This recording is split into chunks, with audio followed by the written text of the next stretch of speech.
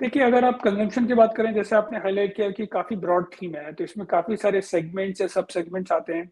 I think उनमें एक सबसे बड़ा सेगमेंट है हमें ऑटो है, क्योंकि ऑटो में लगता है कि मार्जिन प्रेशर ईज़ ऑफ होना चालू हो चुका है, कंपनीज़ प्राइस हाइक ले पा रही हैं, जो आपकी डिमांड है और ज़्यादातर टॉप एंड मॉडल्स की है।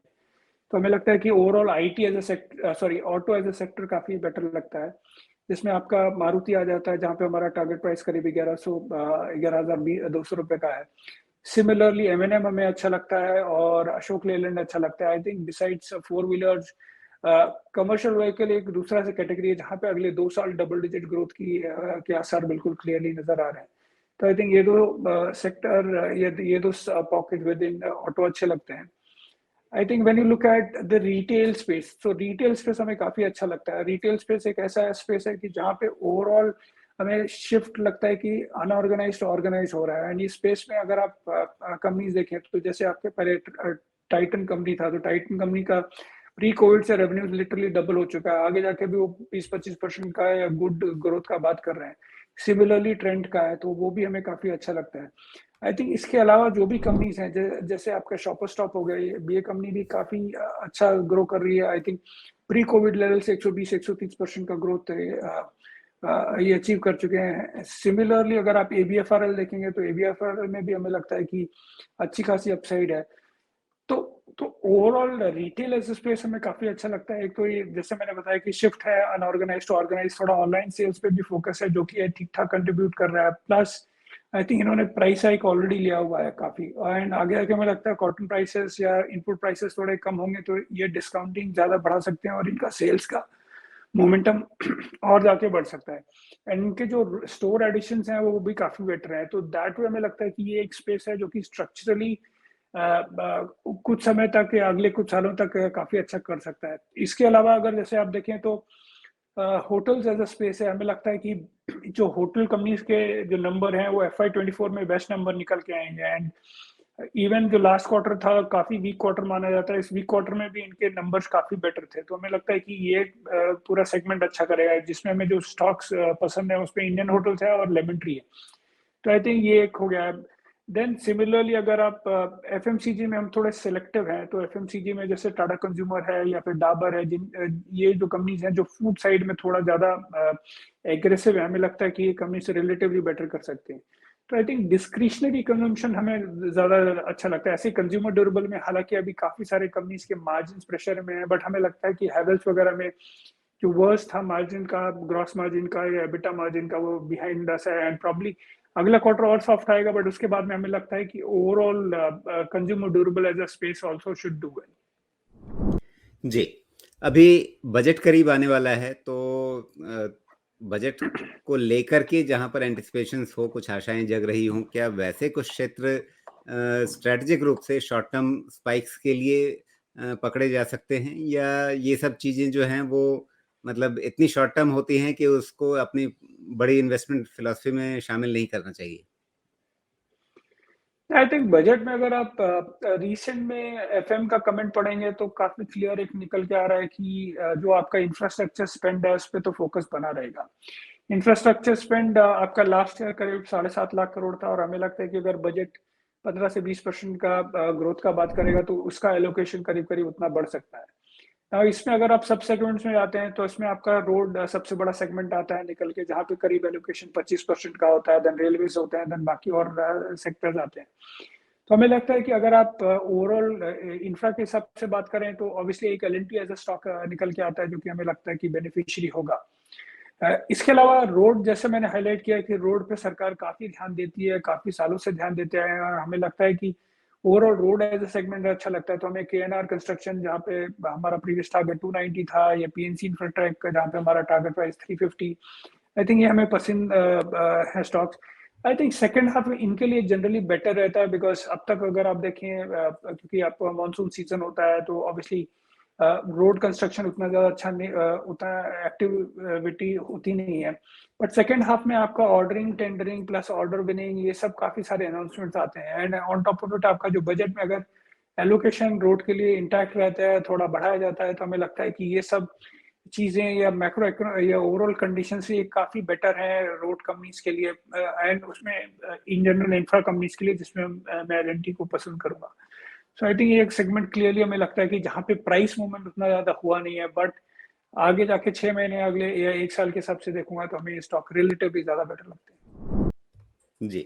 ये बजट जो है वो मोदी सरकार के इस कार्यकाल में शायद अंतिम पूर्ण बजट होगा। तो उस हिसाब से वैसे कोई ज़रूरी नहीं है, जनवरी 2024 में भी वो चाहें तो बजट ला ही सकते हैं पूरा, क्योंकि उस समय भी ठीक-ठाक 3-4 महीने का समय तो बचा ही रहेगा। लेकिन फिर भी अगर इस बात को मान लें कि शायद ये एक ऐसा बजट है जिसमें उनके सामने मौका है 2024 की तैयारी करने का। तो उस लिहाज से 2 तरीके से इस बजट को देखा जा सकता है। एक ये कि वो पॉपुलिस्ट होने की तरफ, लोक लुभावन होने की तरफ बढ़ जाएँगे और ये बात बाज़ार को पसंद नहीं आएगी। दूसरा ये कि वो तमाम जगहों पर जो सरकारी योजनाएँ हैं, जहाँ पर उन्हें अपना परफ़ॉर्मेंस दिखाना है, उस पर वो खर्चा बढ़ाएँगे और उसका इम्प्लीमेंटेशन बहुत सख्ती से करवाएँगे। तो उसके चलते शायद आपको सरकारी खर्च बढ़ने की जो रफ़्तार है वो काफ़ी अच्छी नज़र आएगी। उसके चलते इकॉनमी को, अर्थव्यवस्था को एक अच्छा सहारा मिल सकता है। इन दोनों में से कौन-सी बात सही होगी या दोनों ही बात सही हो जाएगी? हमें लगता है कि एक ही बात सही होगी और जैसे अगर आप सरकार का फ़ोकस देखें तो आई थिंक बिल्कुल क्लियरली है कि फिस्कल डेफ़िसिट हालाँकि कोविड टाइम में बिल्कुल बढ़ गया था बिकॉज़ सरकार को स्पेंडिंग करना था। बट आई थिंक उसके बाद में क्लियर फ़ोकस है कि फिस्कल स्पेंडिंग को बिल्कुल मेंटेन करके रखना है, फिस्कल डेफ़िसिट लेवल्स क्रॉस नहीं करने हैं, चाहे वो सेंट्रल लेवल पे हो, चाहे वो स्टेट लेवल पे हो। तो हमें नहीं लगता कि ये सरकार पॉपुलिस्ट बनने वाली है एंड आई डोंट थिंक उनका खुद का भी शायद सर्वे होगा कि कोई और दूसरी बड़ी पार्टी आ जाएगी और वो पूरा एक डिसरप्शन आ जाएगा। तो अ, अगर उन्हें लगता है या ओवरऑल हमें भी लगता है कि इन जनरल आपका पॉलिटिकल सेटअप चेंज नहीं होने वाला है, तो पॉपुलिस्ट होने के चांसेस हमें बहुत रिमोट लगते हैं। एंड आई थिंक सरकार का जो ओवरऑल अब तक टेम्पलेट रहा है वो ग्रोथ को या इंफ्रा पे ज़्यादा स्पेंड करने का एक टेम्पलेट निकल के आता है बिकॉज़ उसका एक मल्टीप्लायर इफेक्ट दिखता है जो कि ओवरऑल आप अलग-अलग सेक्टर्स में देख रहे हैं। हमें नहीं लगता है कि इस टेम्पलेट को वो चेंज करना चाहेंगे या उसमें टिंकरिंग करने का ज़रूरत है। इनफैक्ट हमें लगता है कि काफ़ी सारे स्टेट भी उसी मॉडल पे जा रहे हैं तो जो कि काफ़ी अच्छी चीज़ है from a overall economic perspective. तो हमें नहीं लगता कि सरकार पॉपुलिस्ट बनने वाली है। आई थिंक जो भी populist policies in between covid आई थी तो उसके भी हमें लगता है नहीं है कि वो आसार है कि वो आप कंटिन्यू करने वाले हैं। सो दैट वे हमें लगता है कि फोकस आपका बिल्कुल कोर हार्डकोर इंफ्रास्ट्रक्चर क्रिएशन पे होगा जिसका मल्टीप्लायर इफेक्ट होगा वेरियस सेक्टर्स में। मैन्युफैक्चरिंग को बढ़ावा देना है तो आई थिंक पीएलआई आपका 14-15 सेक्टर में आ चुका है, बाकी और सब सेगमेंट में आएगा। जो भी थोड़ा बहुत आपके रिफॉर्म्स हैं टैक्स साइड में वो स्लेटेड है वो पॉसिबली शायद नए सरकार में होंगे। बट इन जनरल हमें नहीं लगता है कि आपका जो टेम्पलेट सरकार अब तक फॉलो करता है वो चेंज होगा। जी। पंकज जी, आपने बहुत सारे जो आपने प्रेफर्ड सेक्टर्स या थीम्स हैं उनको समझाया और उनमें आपको क्या पसंद है, आपके ब्रोकिंग हाउस को क्या पसंद है वो आपने बताया। लेकिन इन सब के अलावा मतलब जो इन टॉप डाउन अप्रोच में नहीं आए लेकिन बॉटम अप तरीके से आपको ज़्यादा पसंद हैं, ऐसे कुछ 2-4 नाम हैं क्या जो अभी तक की हमारी बातचीत में नहीं आ पाए?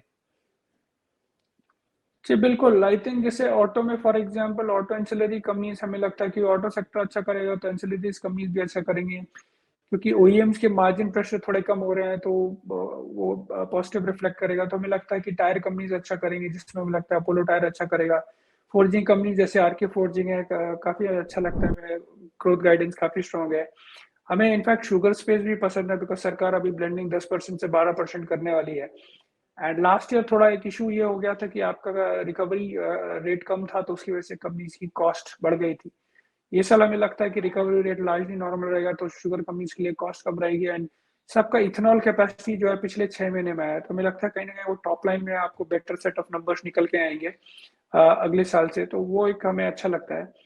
देन आई थिंक फार्मा में हमें हॉस्पिटल्स इन जनरल काफ़ी अच्छा लगता है। आई थिंक ये एक ऐसा सेगमेंट है जहाँ पे आप देखिए पी डील्स वगैरह काफ़ी हो रही हैं और काफ़ी रिच वैल्यूएशंस पे हो रही हैं। तो हमें लगता है कि जो एक्जिस्टिंग प्लेयर्स हैं, बिसाइड्स अपोलो हॉस्पिटल्स, चाहे वो हेल्थ केयर ग्लोबल हो या फिर एस्टर डीएम हो, आई थिंक ये सारे प्लेयर्स हमें लगता है कि ओवरऑल अच्छा कर सकते हैं बिकॉज़ इंडिया में हॉस्पिटल्स काफ़ी कम हैं जिस हिसाब से लोग हैं एंड आई थिंक जिस हिसाब से प्रीमियम प्रोडक्ट्स की डिमांड है, तो हमें लगता है ये एक ऐसा सेगमेंट है कि जहाँ पे आपके मार्जिन काफ़ी बेटर रह सकते हैं compare to historical, and growth काफ़ी सेकुलर ग्रोथ आपको निकल के आ सकती है। तो एंड प्लस अगर आपका इंश्योरेंस पेनिट्रेशन धीरे-धीरे बढ़ रहा है, तो हमें लगता है कि ये सेगमेंट में आपको और भी बेटर डेल्टा ऑफ या ग्रोथ का डेल्टा बेटर मिलने वाला है।